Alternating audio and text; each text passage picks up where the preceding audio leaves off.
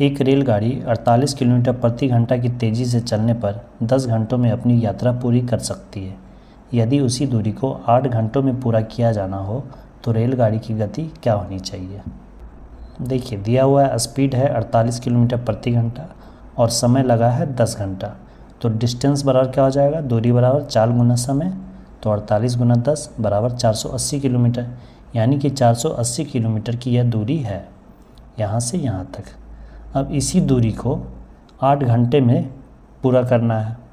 तो दूरी तो वही है 480 किलोमीटर और समय हो गया है 8 घंटा। तो अब चाल कितनी होनी चाहिए, तो चाल बराबर क्या होता है फार्मूला, दूरी बटा समय। तो 480 बटा 8, 8 चक 48, तो ये आ गया 60 किलोमीटर प्रति घंटा। यानी कि जो दूसरी ट्रेन है उसे 60 किलोमीटर प्रति घंटे की स्पीड से चलनी होगी, तब इस दूरी को वह 8 घंटे में कंप्लीट करेगा। गणित का अगला प्रश्न है 51 नंबर। 1,60,000 रुपये की एक धनराशि 2 वर्ष के लिए 10% वार्षिक दर पर चक्रवृद्धि ब्याज कितना होगा यदि ब्याज की गणना अर्धवार्षिक तौर पर होती हो। दिया हुआ है मूलधन कितना है 1,60,000 रुपये और समय है 2 वर्ष, ब्याज दर है 10%, CI यानी कंपाउंड इंटरेस्ट निकालना है।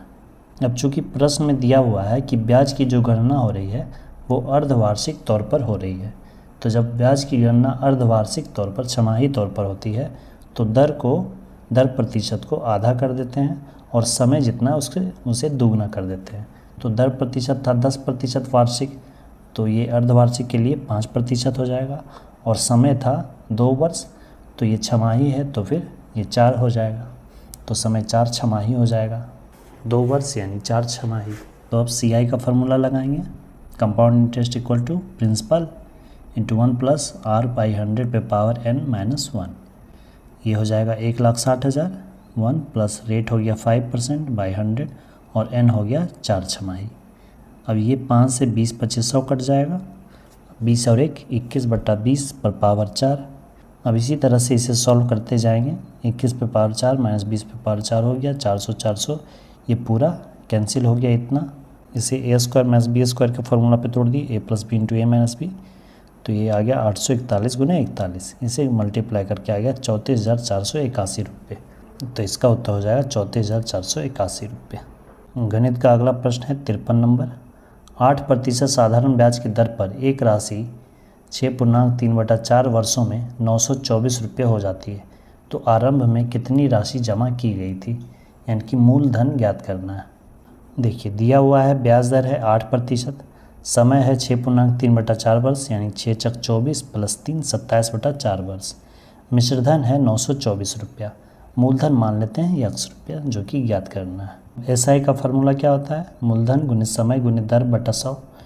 तो SI यहाँ पे कितना हो जाएगा, मिश्रधन माइनस मूलधन 924 माइनस x, और यहाँ पे मूलधन x है गुना 8% ब्याज दर और 27/4 है समय और बटा 100। इसे हम कैलकुलेट कर लिए तो यहाँ पे आ गया 27x/50। अब इसी तरह से इसे सॉल्व कर लेंगे तो यहाँ पे आ जाएगा 77x इज इक्वल टू 924 और ये 50 इधर जाके मल्टीप्लाई हो जाएगा। इस तरह से x बराबर 924 गुने 50/77 होगा। 77 से 924 कट जाएगा 12 बार में, तो 12 गुने 50 कितना हो गया, 12 पचे 60, 600 रुपये, यानी कि 600 रुपये मूलधन लगाया गया था, जो कि ब्याज सहित कुल 924 रुपये हो गया। तो इसका उत्तर हो जाएगा 600 रुपये।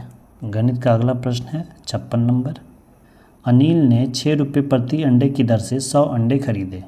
उसने 25 अंडे 10% लाभ, 25 अंडे 25% हानि तथा बचे हुए 50 अंडे 20% लाभ पर बेचा।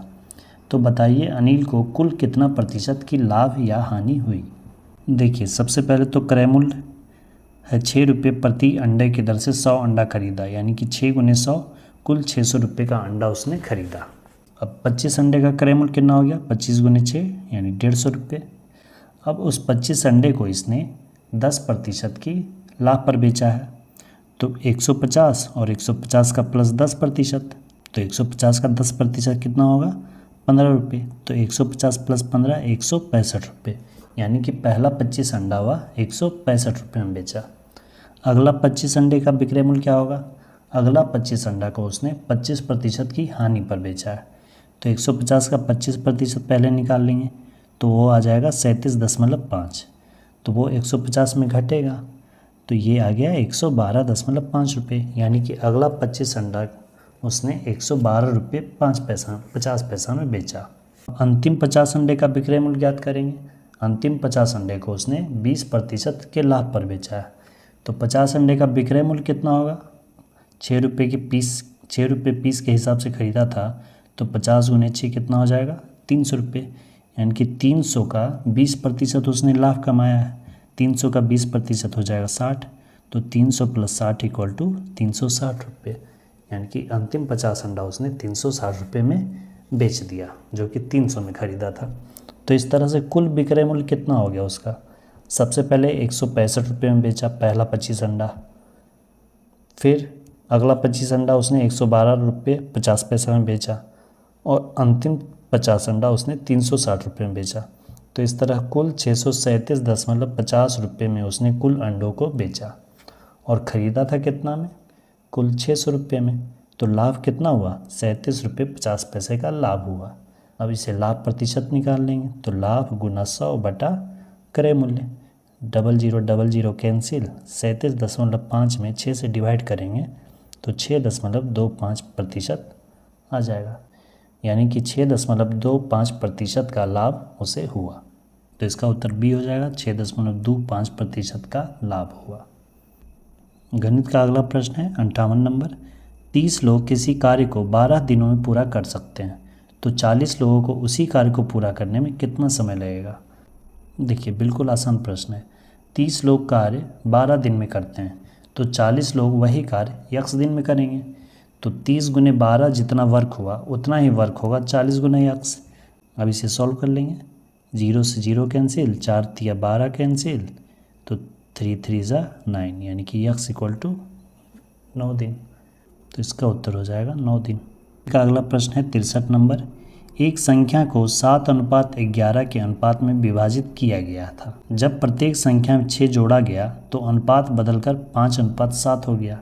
प्रारंभिक संख्याओं में से बड़ी संख्या कौन थी?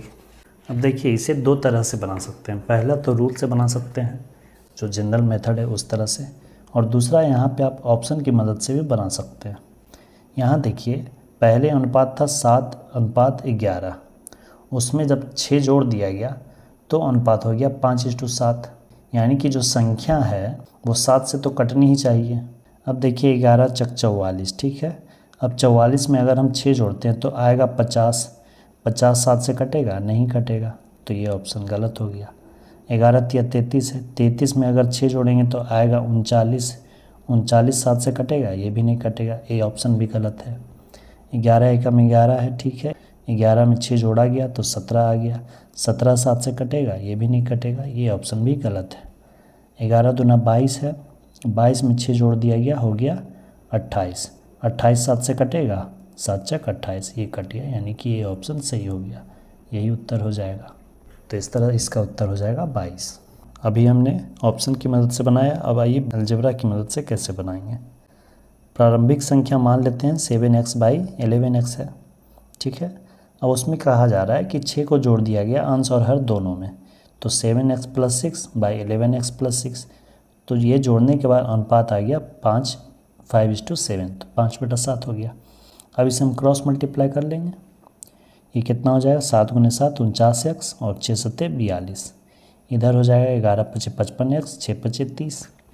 अब x वाला को एक साइड कर लेंगे और कांस्टेंट को एक साइड कर लेंगे। ये इधर आ गया तो 55 में से 49 गया 6x, 6 दूना 12, तो x बराबर कितना आ गया? 2। अब x बराबर जब 2 आ गया तो 7 दूना 14 और 11 दूना 22, 22 उत्तर आ गया। तो इस तरह इसका उत्तर हो गया 22। तो दोनों ही तरीके से आप इसे बना सकते हैं। दोस्तों वीडियो हेल्पफुल लगी तो अपने स्टडी ग्रुप्स और फ्रेंड्स और जिन्हें भी गणित में प्रॉब्लम होती है उनके साथ शेयर करें। वीडियो को अंत तक देखने के लिए धन्यवाद दोस्तों। जय हिंद, वंदे मातरम।